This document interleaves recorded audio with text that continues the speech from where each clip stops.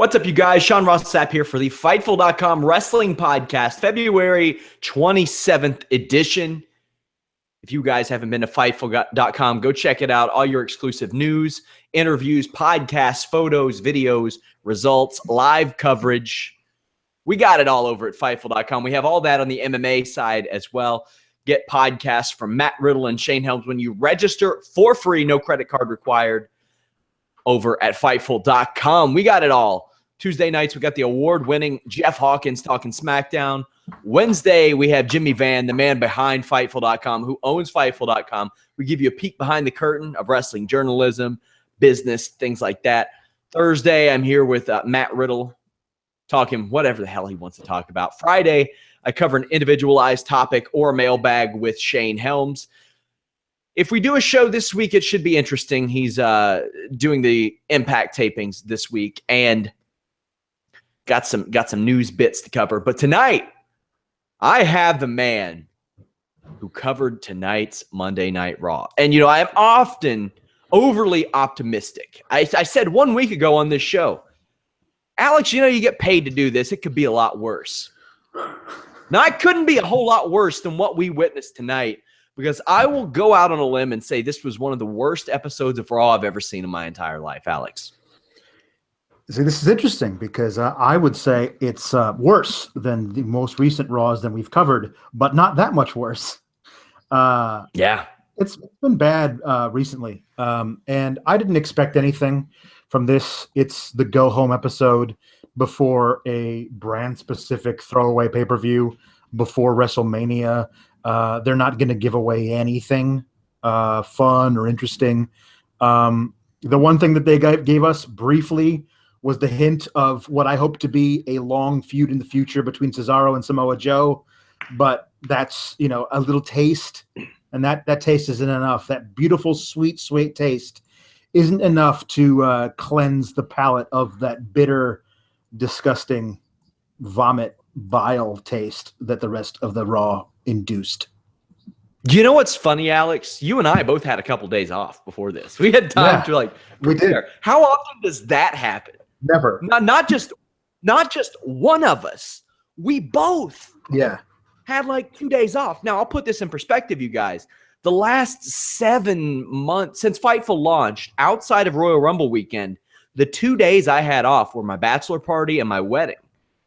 I had two back-to-back this weekend. That's how, I don't want to say slow, but we had the Deontay Wilder fight. That had a fantastic finish.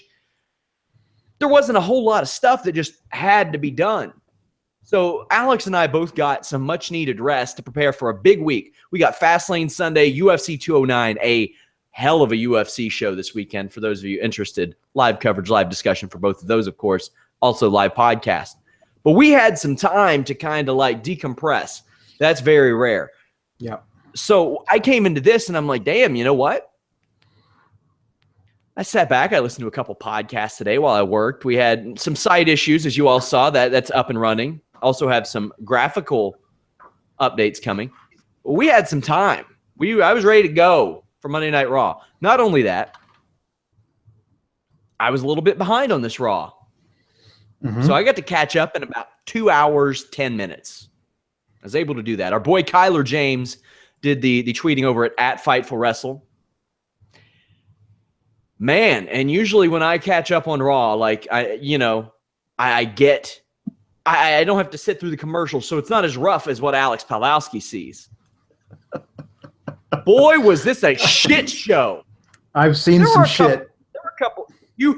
Not only have you seen some shit, Alex, I'm like the first generation of my family to not go into the military. Yeah. Like me and my cousin, we were the first generation. And as they would tell me these stories about being in the military, not only would they say, I've seen some shit, they would say, I was in the shit. Tonight, Alex, you were in the shit. I was in the shit. I was neck deep in the shit. I hope the expanded budget, without getting too political, for national security that Donald Trump has approved will somehow fit horrible, horrible things like this Monday Night Raw into that situation. Right. No, who needs the EPA? We need PRSD coverage, post-Raw stress disorder. because this is inducing it all over the place. Anyway, not to make light of the reality of that situation. Don't want to compare myself to people who actually seen real shit, but in this line of work, this is about as bad as you can get. Yes, much respect to those who have actually been in the shit. Yeah, been in the shit legitimately. Kyle Dowling says, remember 2005 when Raw was leaving Spike TV? Those were shit shows. Yeah, they were. And this was right up there with them. Okay, so I'm going to go through my notes. Guys, if you all wouldn't mind, go over to sheetsandwich.com. I did a podcast with Talking Sheet, and I was really proud of it. We talked about some of the behind-the-scenes stuff as it pertains to wrestling journalism, writer pay, some things I want to see change, and the way that I think Fightful is doing a good job at changing that. I love what Talking Sheet does. Somebody's got to hold these people accountable, these people being Alex Pawlowski, not me, because I never do anything wrong. But if you all want more of that, that's the kind of stuff that me and Jimmy Van often do on that Wednesday afternoon show. Maybe you're at work, you want to find out what goes into the inner workings, the business of Fightful.com. Go over there and find it. I might shoot on some other websites too. So we had Goldberg come out, and his ovation was pretty good. It was noticeably like smaller than usual, but this Green Bay crowd, and I'm not going to fault them too much. I will go off on them at some point tonight, but they weren't given a lot to cheer for. But this was too early for them to be able to tell that. Goldberg is such a miserable promo. He is a terrible promo. He's horrible at it. But Kevin Owens came out and kind of saved that. Now they were doing the smart thing. They kept Goldberg's talking points very, very short. As I mentioned on Twitter this weekend, Alex, I think that Goldberg is winning this match because I think he is too much of an egomaniac to actually promise something and not deliver on it. Because I think that he thinks that much of himself. Yeah. Yeah. I mean, the only thing that we have to possibly hope for is that there's an interference by Jericho or Brock that keeps the title on Owens, because Owens is not beating Goldberg. They're not going to let him. But if there's interference and it keeps the title where it should be on Owens, to have that match with Jericho be for both belts, a title for title, because I would love to see that if Jericho's going away to do his Fozzy tour for a couple of months, then Owens coming out of Mania with two belts and being extra insufferable through the month of April and May would be a lot of fun. The Goldberg thing, when he comes out and was he hawking loogies as he was walking to the ring? Like, it was just, he was making weird throat guttural noises, and he's sweating already. He's not bleeding for a change. That's good. But he comes out and says words. And then, Owens comes out and he's in a suit. I love Owens in a suit. I don't know why I love it so much. People are saying the character's a 180. It's a 180 from a few weeks ago. That's pretty nice. I do love everything that Owens is doing. I love that he continues to own Goldberg on Twitter. Whenever Goldberg makes some stupid remark, he's always there to do it. I can always tell how excited you are to cover that. I am. Fortunately for Goldberg, he is like super over, like just magically over, that guy. So not too much damage was done here. I thought it was a pretty good segment. All in all, Goldberg had those weird bad lines at first, but I feel like he was just biding his time until Kevin Owens' music hit. Yeah, there was the interesting thing where, Owens came out and he gave a good promo about, my first day here, my first time that I was here, I beat John Cena. And since then, I'm an Intercontinental champ. I beat Ambrose. I beat all these guys, all your favorite dudes, Styles, Roman, Seth. I beat them all. And I'm going to beat you too. And the whole time, Goldberg is standing in the ring, no selling it, like doing the sarcastic clap. And then at the end, he basically does the John Cena fine speech. He basically just has that reaction. And that's not at least do something along the way to have Goldberg have any kind of doubt, even if it's a sneak attack by Owens somewhere in the back. that he's not going to win this match, because I can't stand a babyface I'm supposed to root for who has ultimate confidence and there's no reason for him to doubt himself. Especially when there's, when they're probably going to book him to win that way. I don't know. I'm not a big fan of the new Goldberg. Speaking of biding time, that was pretty much the rest of the show, with the exception of a couple segments. New Day come out, and I will say that pouring an asshole-inspired cereal all over the face of children should not be as hilarious as it is. But as it turns out, it's really, really funny, especially when a kid's like, yeah, bring it on. And then Biggie really, really lets him have it, to the point where the kid's like, stop! Ah! Yes. But I find that funny. What do you think of the New Day's new shirts?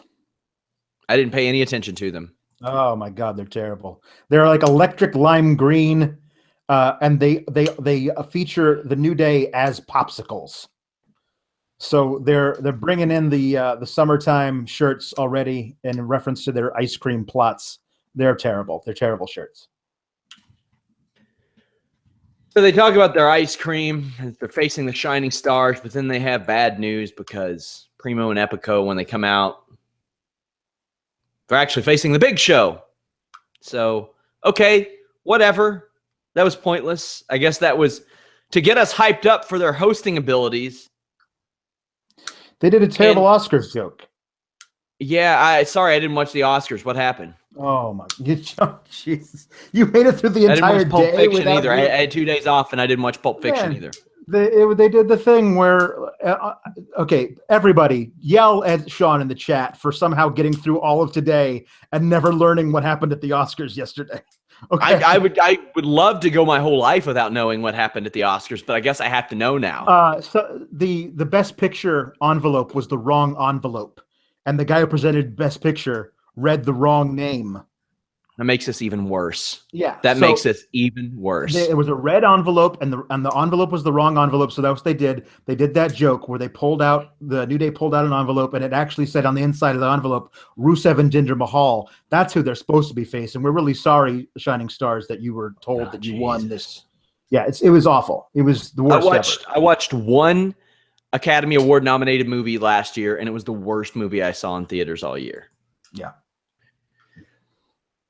Hardbody Mahal and Rusev are facing New Day instead. This match was uneventful and unimportant, but Big E is a fun hot tag. Xavier wins with a prawn pin, and Hardbody is pissed off at Rusev for taking the fall. You ready for some Hardbody Mahal versus Rusev at Mania? I think that they might be building to a spot in the Andre the Giant Memorial Battle Royal. Sure. But that's about it. Yeah. It's really interesting. Like when I say that they don't have anything for the New Day, and people counter with, "What are you talking about? They're hosting WrestleMania." I say WrestleMania is a month away. You're telling me that every Monday they're going to come out and face some different low rent heel team and do some bad comedy, and that's creative direction? Like that's not. Why over the next month, all you're going to do is sour people on wanting them to see the New Day host WrestleMania by having them do bad comedy and face bad competition. It's not the way to do it. Here's what I had in my backstage crappenings listing. By the way, I post these podcast notes on the site every morning, the following morning at 8 a.m. Go to Fightful.com, check it out. Enzo Amore is super pumped to win the tag titles, but Big Cass has to calm him down because he reminds them, Enzo, we actually suck as a tag team, in case you haven't noticed. He also has to put over Carl Anderson and Luke Gallows in his promo because WWE never does. Samoa Joe runs into Cesaro and Sheamus. Joe and Cesaro play up their history, which, I'm not that learned on Ring of Honor, but I don't remember it being that extensive. I remember them having a couple matches that Joe won, but Cesaro says, I've always been able to take care of him. And I'm like, when? I don't know. They sold it later as them fighting all over the world. And I was just thinking about that old South Park episode with Russell Crowe, who was fighting around the world. And that's all I could think of the whole time when they would bring that up. I I want to see Cesaro versus Samoa Joe. You could show me that every Monday for a month. I wouldn't mind that. Yeah, we'll talk about that later. I'm sure they wrestled a bunch in like JAPW or something like that. Stephanie's in the back and she's running down Mick Foley. I think, well, I mean, we always hear he's got to have hip surgery. We've heard that for like 234 years. I wonder if she's trying to motivate him, because I feel like if she wanted to fire him, she just would have fired him. Even the character with the poor writing would have fired him, like if she wanted to. Right? I don't know. None of what's that. Listen, she threatened to have him murdered last week. So this, I guess, is a step up. Yeah, I don't know what they're doing with this. My whole thing is that if you don't like him so much, fire him. Like, was there a thing that I didn't realize that that her dad said you have to pick a new general manager and he has to be general manager for a full year, and if you fire that person, you're cut out of the will? Like, where's any of these things that prevent her from just firing this guy she obviously doesn't like and she thinks he's bad at his job? Like, she could fire him for cause, according to her. So yeah, none of this makes sense. Well, this really peppers Mick Foley's chicken, because backstage he calls Samoa Joe a puppet, then defines the term puppet when Samoa Joe says, no, I'm not. No, I'm not. And then he books Joe against Cesaro. Later on, Braun Strowman, he's in the back, and he's like, Foley, I want a contract. And Foley's like, the fuck you talking about? You got a contract, bro. And he's like, I want a contract to make sure that Roman Reigns doesn't run from me. And Foley's like, I mean, shit, man. If Roman Reigns ran from people, he might be a little more over, like anything. He doesn't, though. He's there. He's always there. And Strowman's like, give it to me. And then Foley says, or else. Yeah. That was... Even though this is stupid, I found myself entertained by it. Listen, the idea of never in my life seen a guy demand a contract signing for a match. It's always something that just happens. No one demands it. He didn't even want it for a match. I don't think he never said a match. Well, he said, I just want to do it to make sure he shows up. No, that's the idea. That if Roman Reigns signs the contract for this match on Sunday and then backs out of it, then I guess Roman Reigns gets fired or something, or at least disciplined. But what?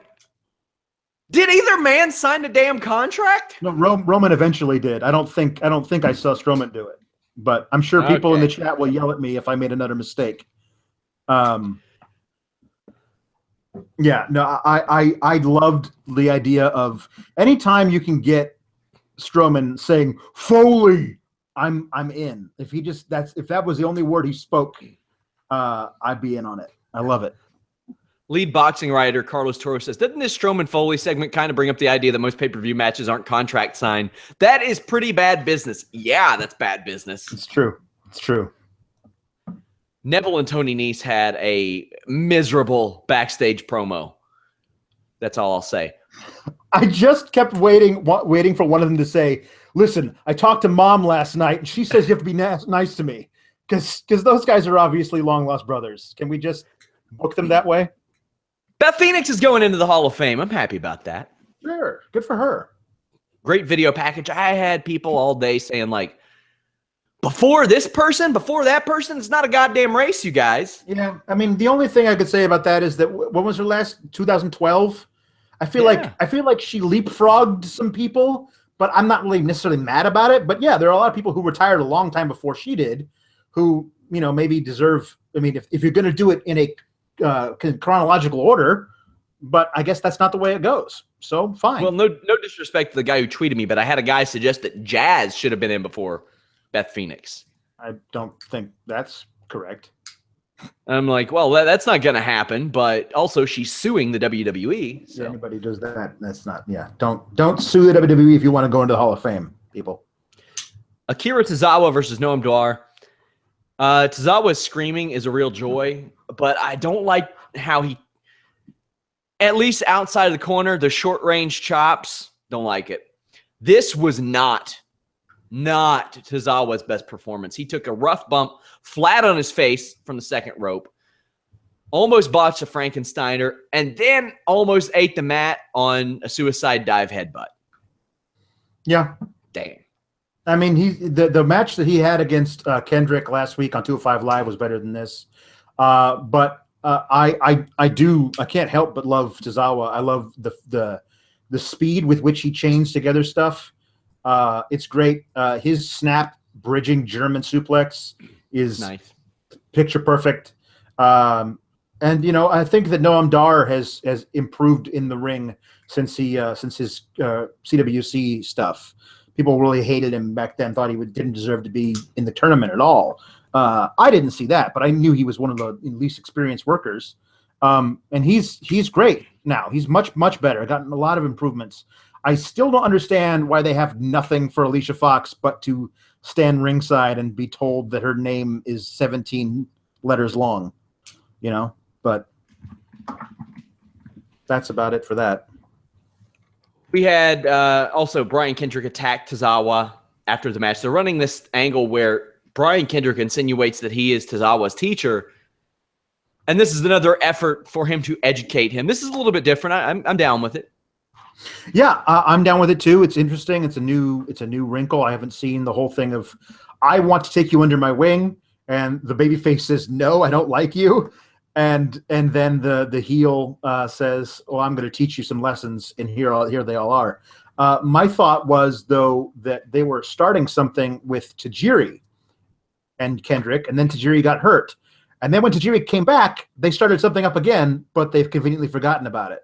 Tajiri and Tozawa had a match in Japan against DIY on one of those NXT shows that was amazing.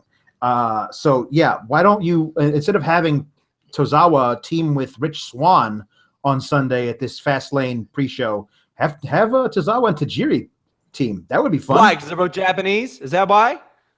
No, because they both have a problem with Brian Kendrick. True. Why haven't they used Tajiri on Raw yet? I don't know. That's weird. You'd think he'd get a big pop. I mean, people remember him. Nothing was getting a big pop tonight. That's true. Let's talk about this women's segment. Damn. Charlotte trashes Bayley for not doing the right thing. This was a solid promo. She's out there with Dana Brooke. Not that you could know it if you watched it. If you just listened to it, you'd never know. There was plenty I noticed about Dana Brooke. So Bayley comes out, and I'll say her charm is starting to shine through in the main roster. I like that. Sasha Banks comes out, and her delivery is not good per usual. Also, she adds an A at the end of every sentence. Yep. Bayley. She says that Charlotte has a stupid face. And of all the things that catch on this show, that line, the crowd started chanting "stupid face, stupid face." Yeah, it's a solid burn. I mean. Yeah. Shit, man. So you know what I'm exhausted from? Looking at your stupid face. I mean, ultimately it's great on the fourth grade recess. It's really great. It got over. I can't really say. I mean, I guess I'm stupid because it got over and I didn't think it would. Charlotte brings out Nia Jax because they wisely will not let Dana Brooke wrestle on TV at this point, but it doesn't seem to be much better. Bayley, I will say, I like her Dusty Rhodes polka dots on her gear, and this is going to be the first of a couple of appearances. I know people are going to be like, well, Dusty Rhodes didn't like the polka dots. He hated the polka dots. Oh, he hated those damn polka dots. Why would... Oh, they're still disrespecting him. Yeah, I guess that's why his kid wore them on TV all the damn time, right? Because his kid doesn't know better than some scrubs, whatever. The polka dots are a signal of affection, of endearment. You know what's not a signal of endearment was when Charlotte says, this little thing standing next to me, she's not going to be my partner. This is going to be my partner. And the look on Dana's face, like she had no idea and was genuinely hurt by it. Like, I mean, at this point, like, I don't want to see Dana Brooke wrestle. I don't want to hear her talk. But if she's going to be out there for a promo and she's not allowed to speak and she's not allowed to wrestle, all she's there for is to take a Bayley to belly during the match and then get kayfabe injured and taken to the back. Why is she even out there? Like, are they punishing her for something? You know, like it's kind of, I came up with the hashtag poor Dana. Like, I mean, not that I want to see any of this stuff, but just feeling for her as a person, that's got to suck. Poor Dana's getting paid six figures when she shouldn't be. That's true.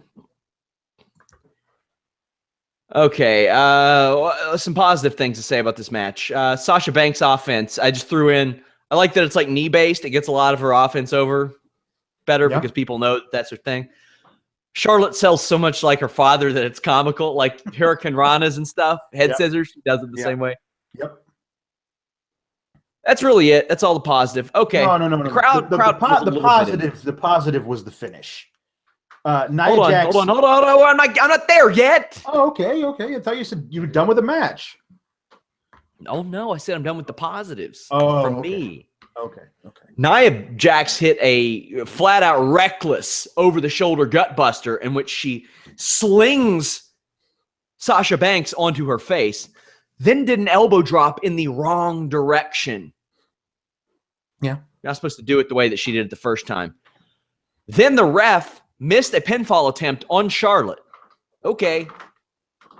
There was a very weird hot shot spot that Bayley did to Charlotte. There were several blown spots. Then Dana Brooke goes to trip, I think Sasha Banks or Bayley, and misses. Yep. And then Total Divas Eps on Twitter posted it, and Dana Brooke went off. Yep. It's like, hey, and Dana Brooke has been a very sweet woman. A few times I've interacted with her. You don't want people to point out when you screw up, don't screw up. That's really about all I got to say. People point out when I screw up all the time. You do it, you improve, you move on. Yeah. No big deal. Thankfully, Bayley's going to be able to recover from all this because she takes on it. And you guys can too if you go to Fightful.com and you click that On It banner. If you are a part of the worst match on Raw, like Bayley was, you can just pop in that new mood tonight before you go to sleep. You wake up, you are a new man or woman. You want to say, I want to focus on not having that match again. You take yourself some Alpha Brain. Maybe you want to get in the gym. You want to improve. You want to be ripped like Bayley. You take that Shroom Tech for energy, that T Plus to get your workout going. Take some of their great nutritional supplements, their foods, to get you fueled up. Maybe you want to use one of their awesome kettlebells while you're wearing a beautiful On It shirt. It's all over at Fightful.com. Just click that On It link. Also in our podcast page on YouTube and on Fightful.com. Also, you can get a Fightful.com shirt. Click that link on YouTube or Fightful.com. Also, subscribe to us, YouTube, Stitcher, iTunes. Leave us a nice review, you guys. Nia Jax wins with a leg drop after slamming, I think, Bayley on top of Sasha. Other way around, but it was great. Yeah. No, Sasha tries to do a crossbody, gets caught, and then body slammed on top of Bayley. And then Nia hits a really good – her leg drop has really improved. Used to be she just sat down. Now she gets some air under it. And I love when she lands on it and then yells at the ref, count it. Like she pins with just a leg draped across the throat. I love that. I think that's really good. I like that they have somebody like Nia Jax to be a part of this thing. I like that she doesn't like Charlotte. I like that. I love a big monster heel who hates heel champs. I like that because it allows there to be another layer, another possible way for the champ to lose their title. It's another good thing. And I'm looking forward to this, what appears to be inevitable four-way match at Mania between those four women. Yeah, I think that'll be really good. Big Cass defeated Luke Gallows. There was barely a reaction for Enzo and Cass. And that's what happens when you rely on a catchphrase to keep somebody over instead of booking them to where they will stay over. Cass and Luke hit each other with some really hard Haas moves. Like Luke Gallows was doing this thing where he would be like a half a step away from the turnbuckle. And Big Cass would just collide with him. And it happened over and over again. And you could tell Gallows, I think, was doing it on purpose. Yeah. and it made it look even better. So, I mean, that was pretty nice. Cass, however, looked like a real dumbass after not pinning Luke Gallows with his finish, the Empire Elbow. Yeah. But Enzo punks Carl Anderson out, and Gallows sells a great big boot for the Big Cass win. You got anything here? I mean, I just think it's a placeholder to get us into their tag match at FastLane. I did appreciate how dumb Big Cass is, that he got distracted by Anderson before the bell rang on the outside. Like, you just can't focus on your opponent in the ring for all of 5 seconds before you get distracted. But Enzo's out there with his shoulder holsters for no apparent reason, and doing his shtick on the outside. I'm kind of done with both of those guys, which is amazing to say since I loved them a year ago. But we'll see if they get the titles, what that does for them. Roy Soria says that Luke Gallows looks like a French bulldog. He does. He does. And somebody also said that Gallows' pants remind me of Diesel's. Yeah, me too. It's true. Oh, God. Sheamus defeated Titus O'Neil. They are really testing the viewer patience this evening. So I guess they're doing stuff now like they used to set up things on the pre-show, but there's no pre-show anymore. So they're setting up Facebook. They're setting up stuff on Facebook Live during the broadcast.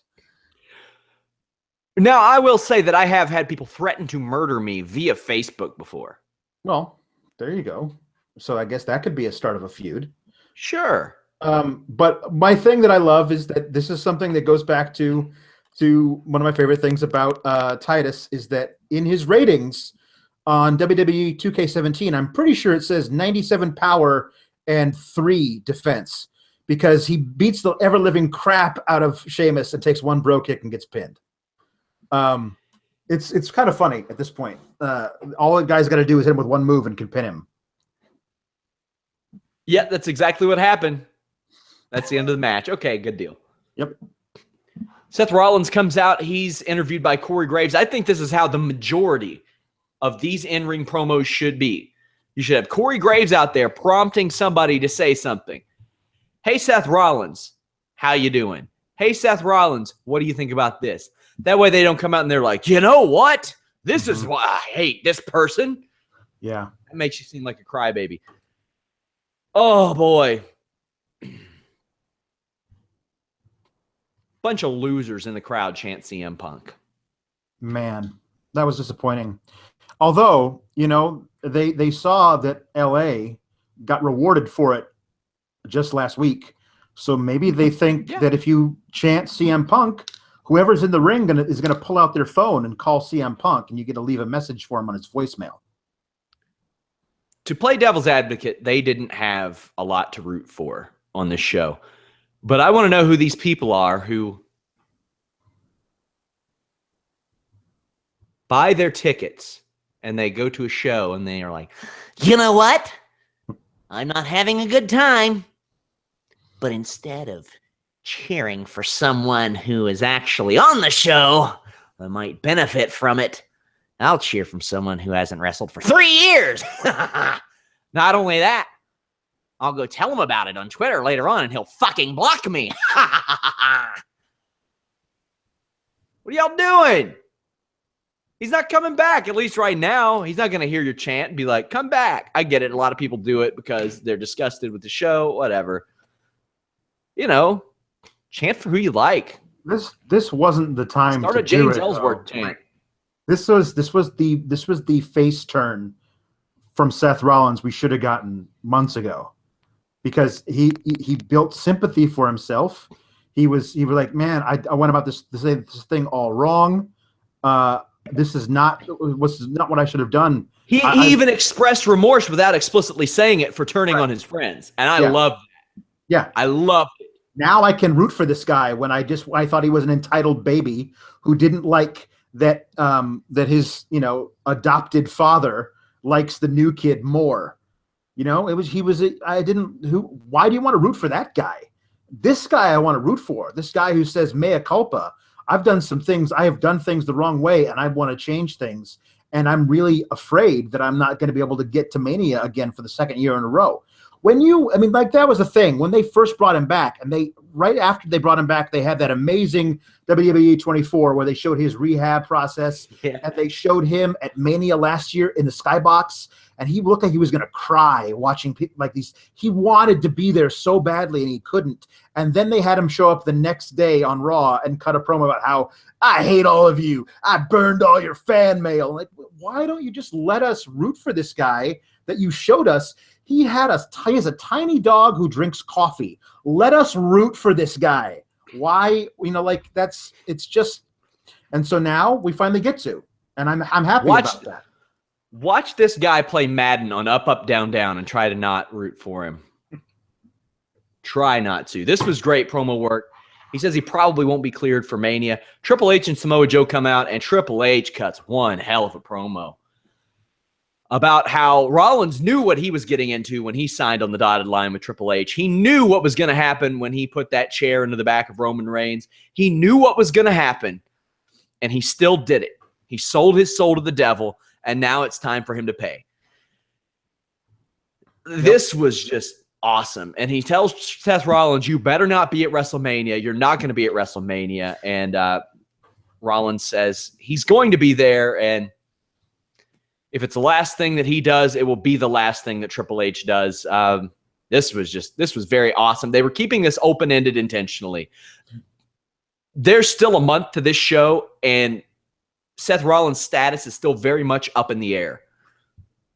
This could be anything from a full Seth Rollins versus Triple H match to Seth Rollins just blasting Triple H over the back with a crutch. Yeah. It could really be anything. I did like a lot of this. I still think it's a little weird that what Triple H is so disappointed in is that Seth Rollins accidentally got injured. And that's why he hates him, because he gave back the title that he won because he was stripped of it because he got injured. That's a little weird, but I'll chalk that up to just Triple H being delusional and narcissistic. That's fine. The thing that really got me a lot was this. It felt like, this whole thing. Don't you dare come to WrestleMania. And if you do come to WrestleMania, don't you dare call me out. Because if you do call me out, it'll be the last thing you ever do. And Rollins is like, well, maybe I will come to WrestleMania. Oh, don't you dare come to WrestleMania. But maybe I will. Like, it just felt like this thing. Do you remember? I can't remember what Jackass movie it was, but it's the one where the old grandpa has the kid and he's drinking. They're pretending like the little kid is drinking or smoking. Sure, yeah. And that doofus with the funny haircut, it's like, what are you doing? And then the old man's like, don't cross that line. Don't cross that line. Then what he did, he goes, you crossed the line. That's what this was. Yes. Don't do it. Don't do it. Big Show defeated the Shining Stars. They get a little offense, then they die.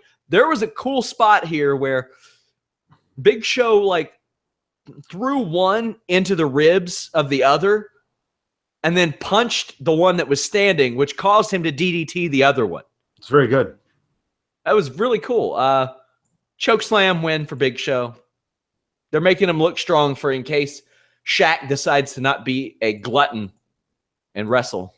Man, I hope Shaq backs out. I don't need to see that match. I mean, Show's been working so hard, and celebrities always go over at Mania. Just the idea of an out of shape, doesn't take it seriously Shaq showing up and beating Big Show would just be so unfortunate, because he's in the best shape of his life, and the guy deserves to have an actual WrestleMania moment, So I would love to see if they don't have any plans for Braun Strowman, if they're not going to have him eliminate everyone in the Memorial Battle Royal, then I would love to see a rematch of last week, but give it a stip or something. Like a street fight or last man standing or something between Strowman and Big Show at Mania would be great. I don't think anybody feels that Big Show would beat him, though. Speaking of rematches, Brock Lesnar F5'd Big Show after Raw because for some reason they're booking Lesnar for all these. Just have him run out, F5 somebody, and leave.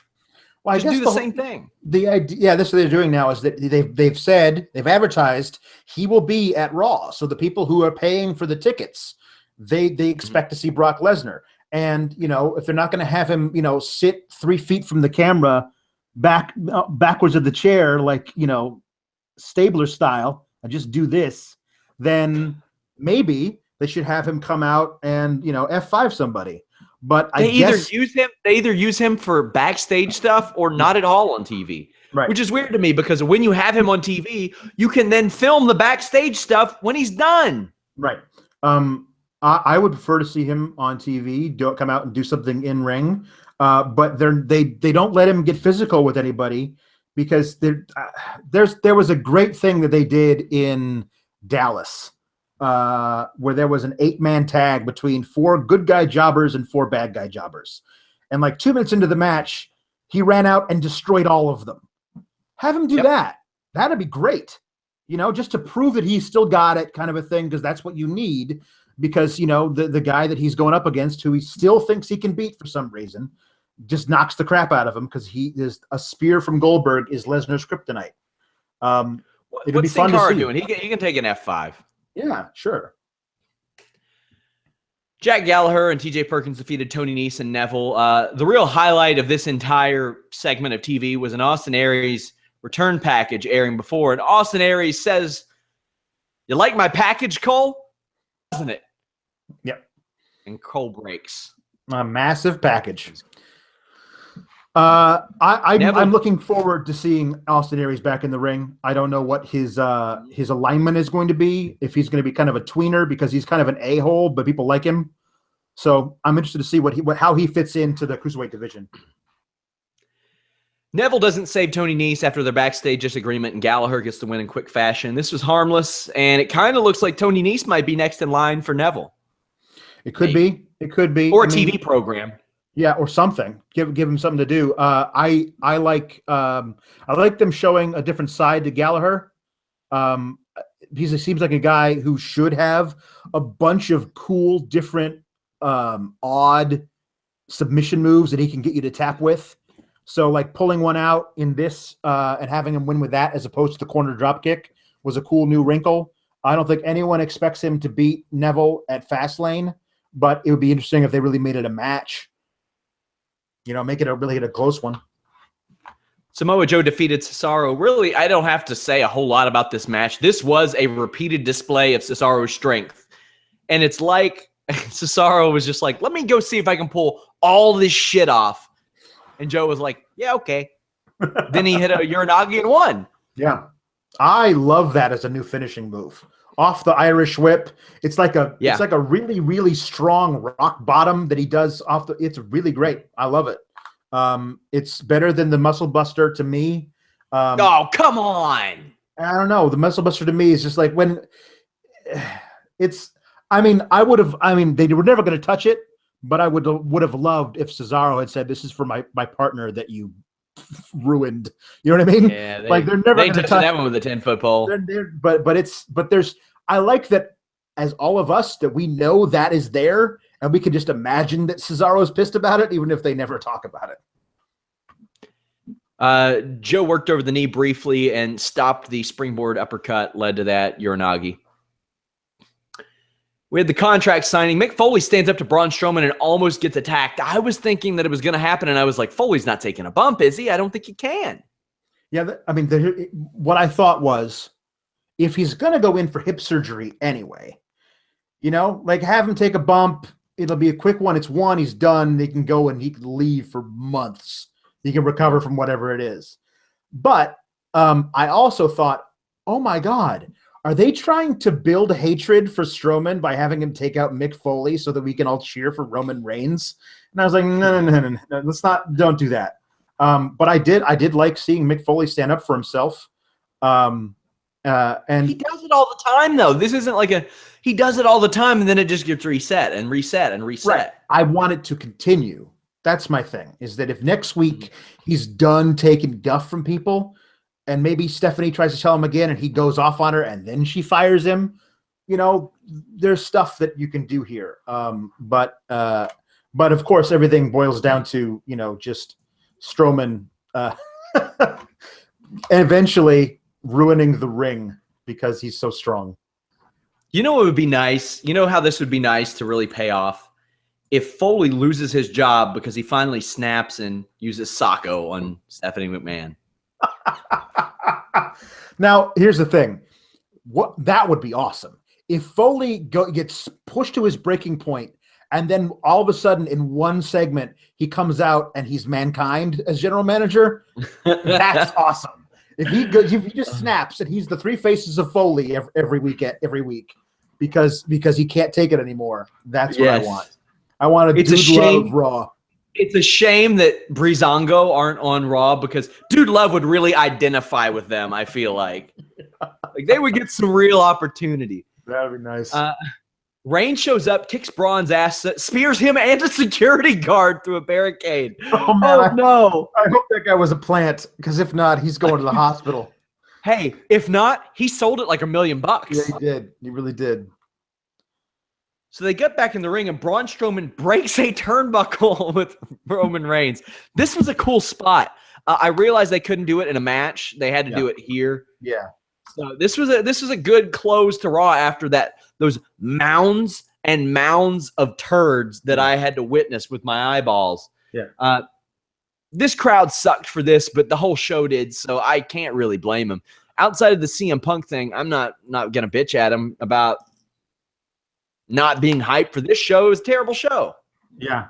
I like this thing where Reigns spears Strowman through the barricade, gets in the ring to sign it, and looks out back to where he speared Strowman, and Strowman gets up and goes, "Is that all you got?"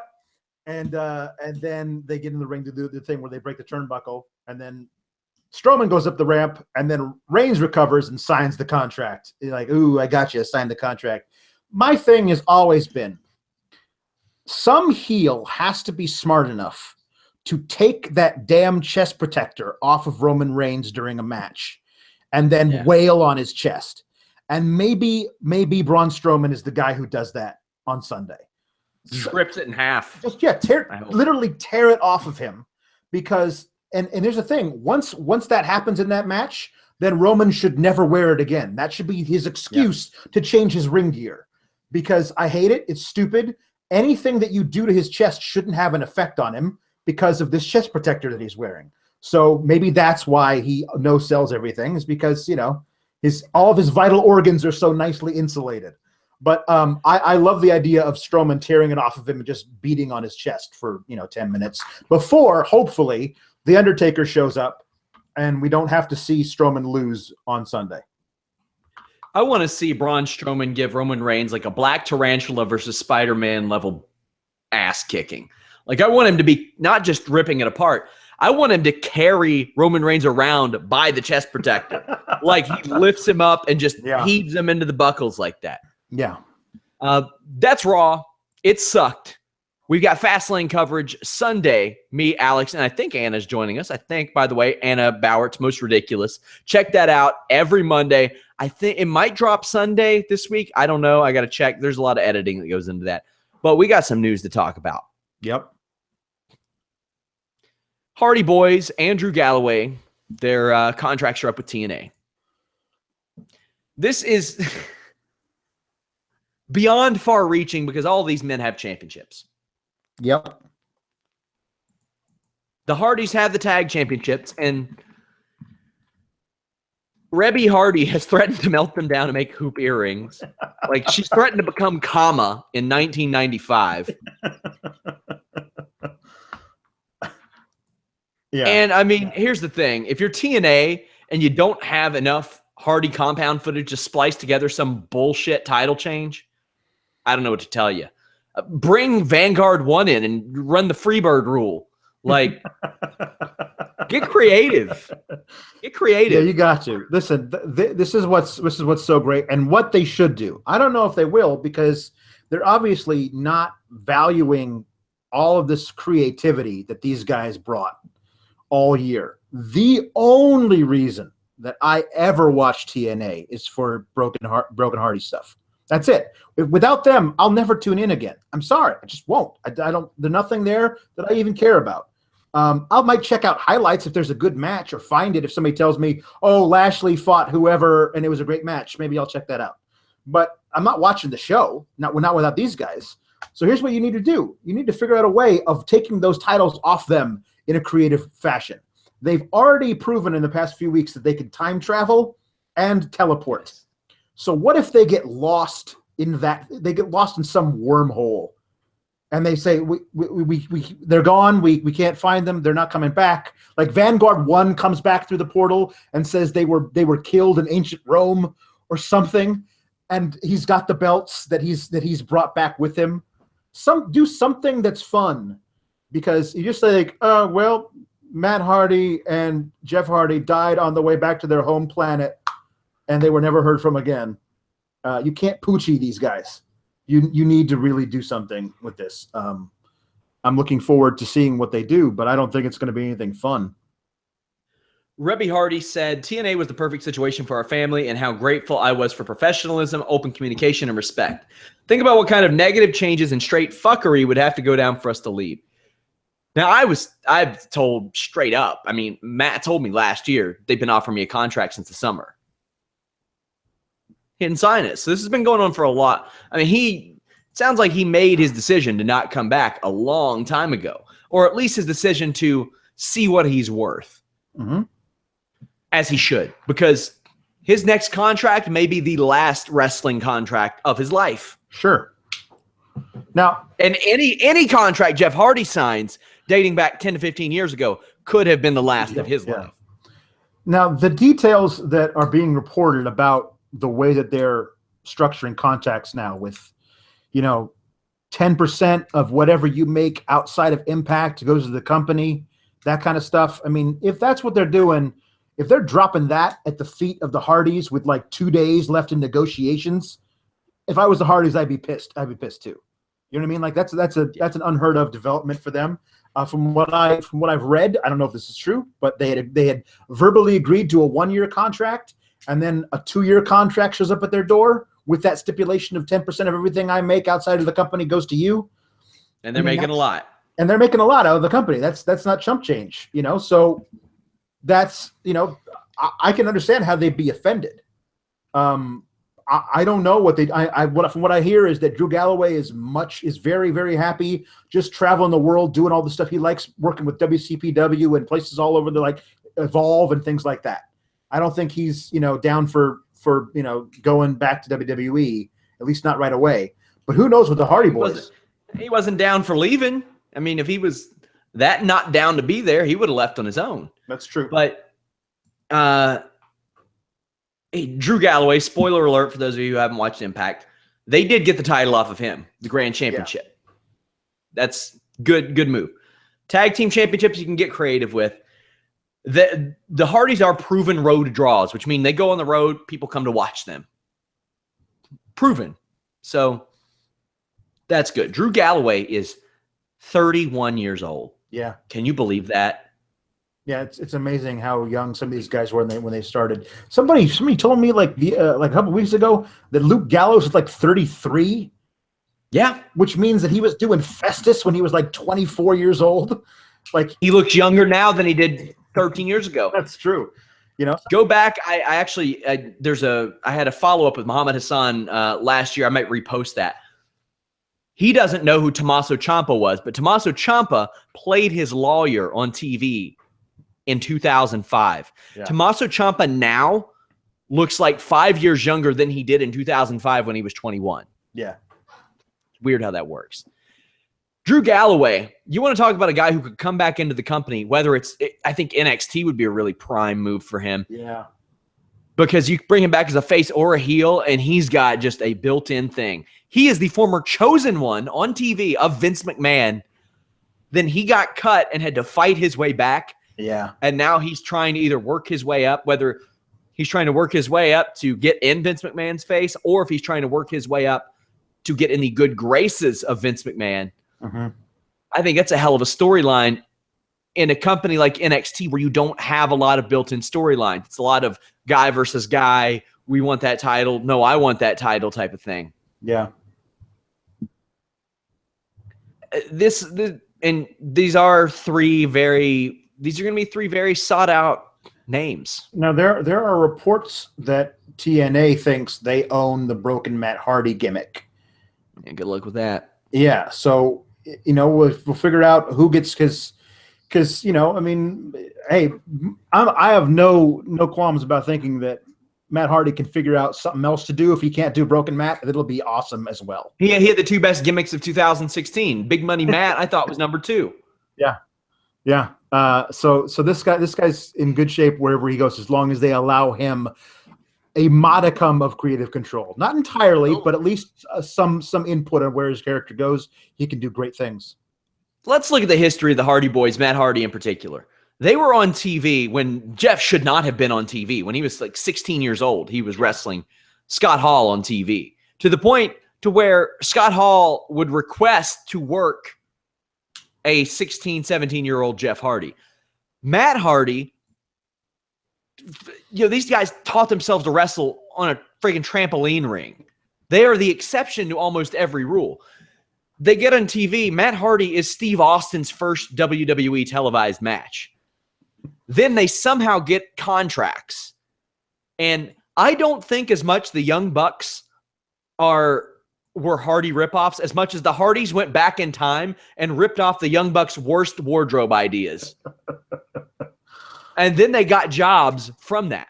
So they get jobs as very, very undersized wrestlers in the Attitude Era. And it's full-on steroids, Land of the Giants back then. Yep. And they make it work. Well, one of the reasons that they made it work was because they were something different. I remember watching, whenever the Hardy Boys would come out, I was like, this is going to be fun. Because I knew those guys, they would do crazy stuff that the other guys just couldn't do because they were just so big. These guys were small and could do a lot of fun stuff. I loved watching the Hardy Boys back in the day.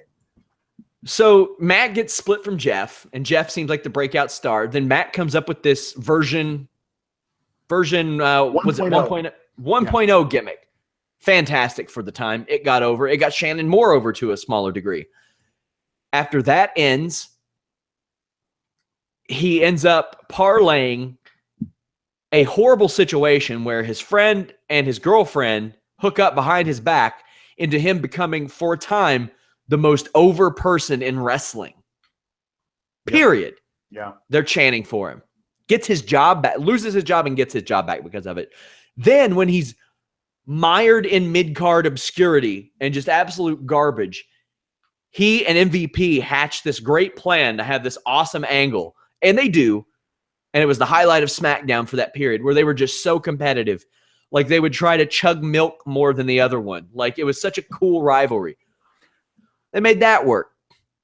Then when he gets out, he had his issues with TNA, and we won't even talk about that. That was just a rough period. He goes to Ring of Honor where he does not fit in. Mm-mm. Does not fit in. And he uses the fact that he doesn't fit in to get over. He gets back into TNA. He runs this Big Money Matt angle, which could have ran for probably this whole time. Oh, yeah. But then he was like, you know what? I got something better.